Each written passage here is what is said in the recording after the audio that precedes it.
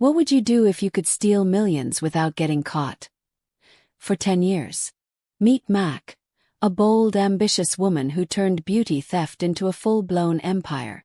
It all started in Arizona, where Mac ran a small Amazon business from her living room. But Arizona felt too small, and she wanted more. She moved to sunny California, where her vision for fast money would explode.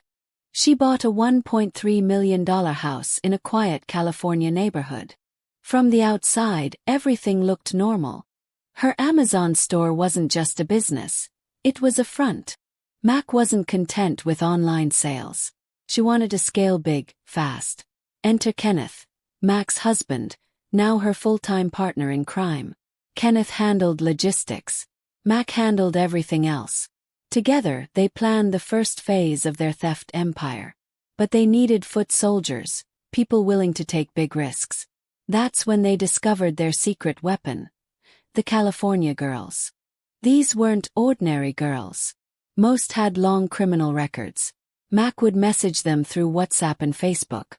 She trained them, gave them checklists, door maps, escape routes. She even taught them how to walk, talk, and act like customers.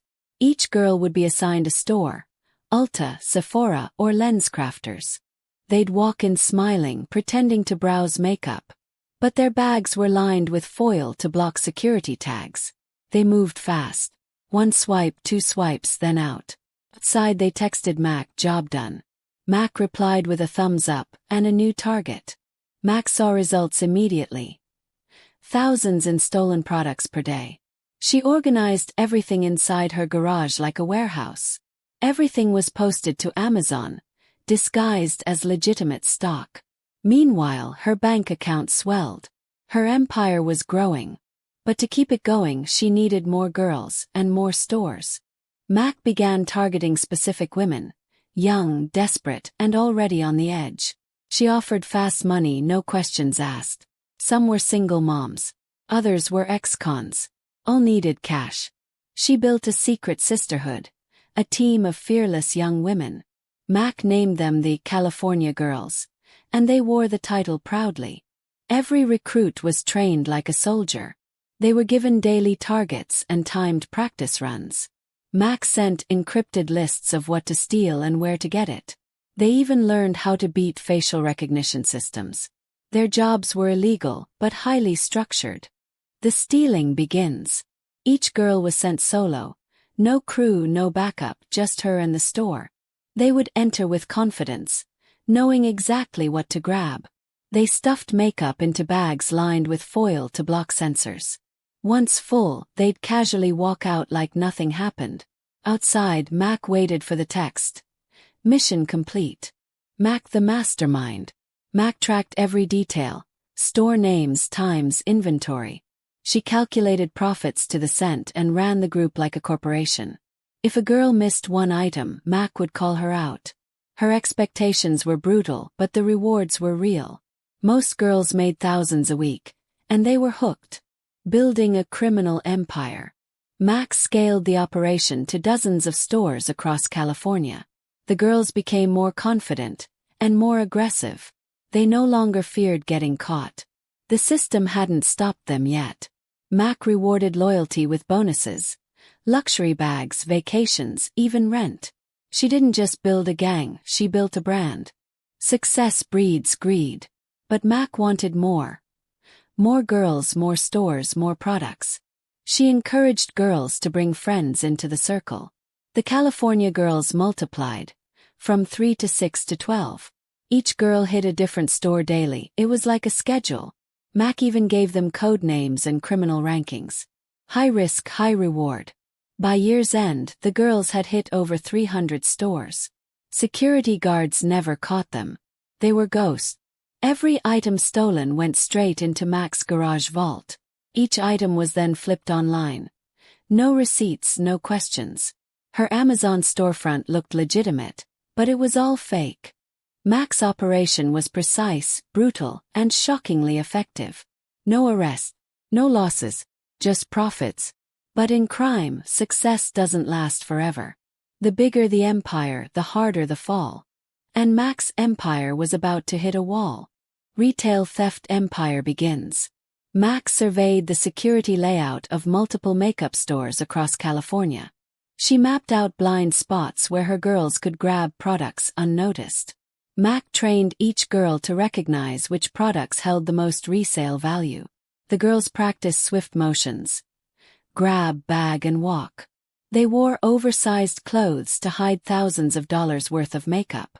Mac provided fake receipts and ID cards in case they got stopped. Each girl had a designated store, rotating weekly to avoid suspicion. They hit multiple locations in one day, clearing entire makeup aisles. Store managers began noticing massive inventory losses. But the thieves vanished before any security could catch them. Mac moved the operation to Vegas, Arizona, and Utah for bigger hauls. She rented luxury SUVs so they could carry more stolen goods. Kenneth installed hidden compartments in the vehicles. By now, they were stealing more than $5,000 per day in merchandise. Mac hired 2 new girls who were experts in blending in. The gang posed as makeup artists and influencers in stores.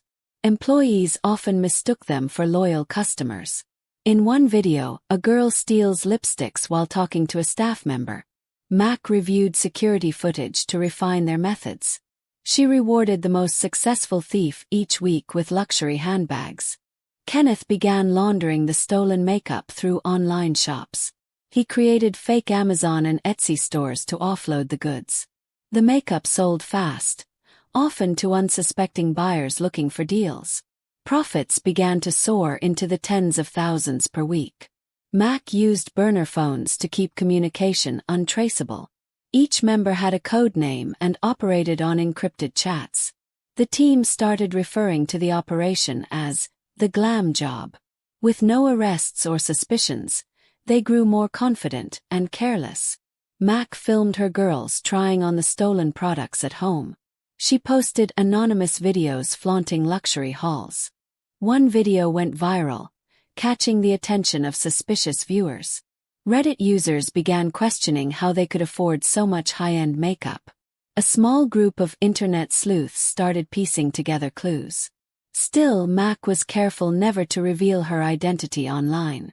She masked all license plates in footage and scrubbed metadata. Meanwhile, stolen goods continued to pour in daily. They stored inventory in a rented storage unit under a fake name.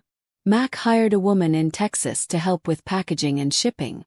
Every week, dozens of packages were mailed to unsuspecting customers. Kenneth handled the finances using cryptocurrency to avoid tracing. They celebrated hitting their first $1 million in stolen goods. Mac took the girls to a private spa retreat in Napa.